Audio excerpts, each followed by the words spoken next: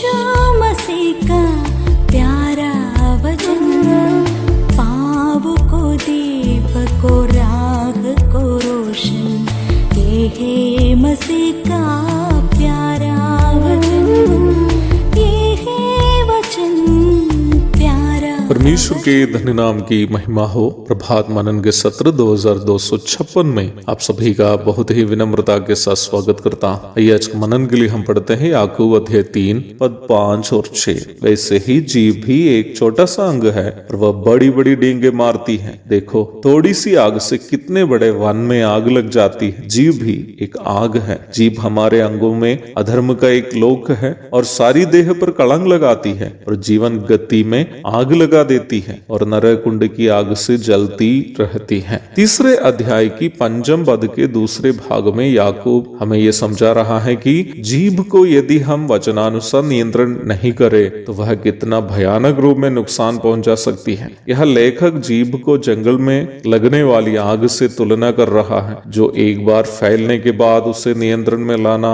लगभग असंभव की बात है। कुछ सालों के पूर्व अमेरिका के जंगल में जो आग लगी थी, आप अखबारों में पढ़े होंगे कि कितने मुश्किल से वे लोग उसे काबू कर पाए। और आप ये बात अवश्य जानते हैं कि काफी नुकसान करने के बाद यदि आप आग को नियंत्रण में ला भी पाए, उस समय तक निम्न आग से जो नुकसान हो चुका है उसे हम अक्सर पुनः प्राप्त कर ही नहीं पाएंगे। जितने जंगल और उसमें रहने वाले जानवर जलकर नाश हो जाते हैं या इंसान की मृत्यु हो जाती है, ऐसी परिस्थिति में वो सब कभी भी हम वापस प्राप्त नहीं कर पाएंगे। बिल्कुल वही बात जीभ के बारे में याकूब यह बता रहा। जीभ को वचनानुसार नियंत्रण में नहीं रखना बहुत ही खतरनाक साबित हो सकता है। 6 पद में जीभ से उत्पन्न होने वाले 3 नुकसान का जिक्र याकूब किया है। पहला है सारी देह पर कलंक लगाती है, दूसरा है जीवन गति में आग लगा देती है, तीसरा है नरक कुंड की आग से जलती रहती है। जब हम वचन का अध्ययन करते हैं तो हम देखते हैं कि मनुष्य में पाप प्रवेश करने का प्रथम माध्यम एक बातचीत ही थी। हवा मम्मी और शैतान के बीच हुई बातचीत। जब हवा सांप में होकर आया हुआ शैतान से बात कर रही थी, उनमें पाप नहीं था,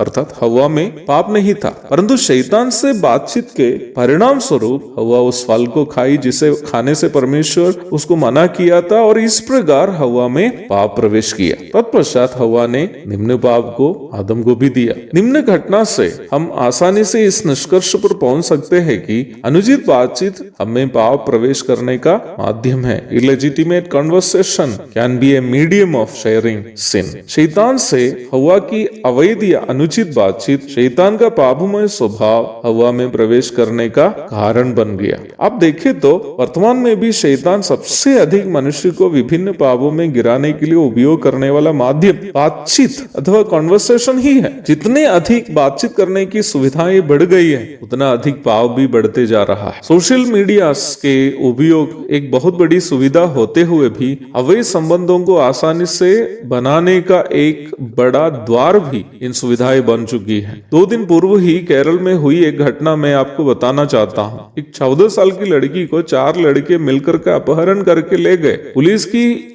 समय पर की गई कार्रवाई के कारण लड़की को तो बचा पाए। तब सच्चाई सुनने को मिली है। इंस्टाग्राम के जरिए निम्न लड़की से दोस्ती किया गया एक लड़का के जाल में लड़की फंस रही थी। लड़की को यह पता नहीं था कि अपना तथाकथित प्रेमी उसकी जिस्म का आनंद उसके दोस्तों के साथ भी बांट के लेने जा रहा था। मैं ये बात तो निसंदेह कह सकता हूँ कि वर्तमान काल के भी क्यों न हो, ज्यादातर अनैतिक, असामाजिक तथा गैर कानूनी गतिविधियों का मुख्य माध्यम निम्न वर्तमान कालीन माध्यमों से होने वाली अवैध बातचीत ही है। आप केवल उस लड़की का उदाहरण लीजिए। इंस्टाग्राम के द्वारा वह जो अनुचित बातचीत कर रही थी, उसके द्वारा सबसे अधिक नुकसान किसको ही होने वाला था? उस लड़की को ही, है ना। शैतान से बातचीत करने से सबसे ज्यादा नुकसान किसको ही हुआ? हवा को ही। शैतान तो पहले से ही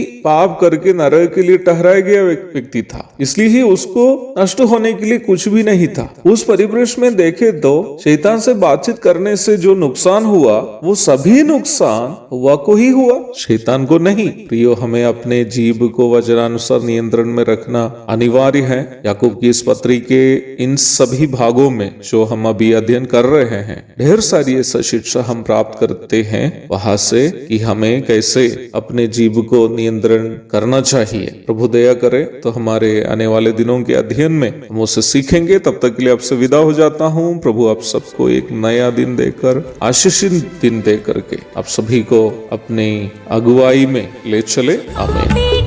मुक्ति का द्वार है, संत को मार्ग का दर्शक है, विश्वास जो करते हैं उसके लिए